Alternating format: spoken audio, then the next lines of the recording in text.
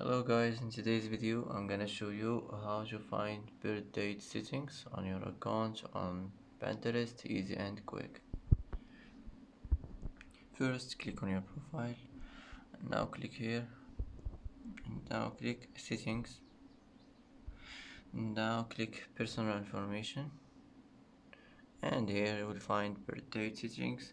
You can manage it as you want, you can change it, and that's it. That's how to find birthday settings on your account on Pinterest, easy and quick.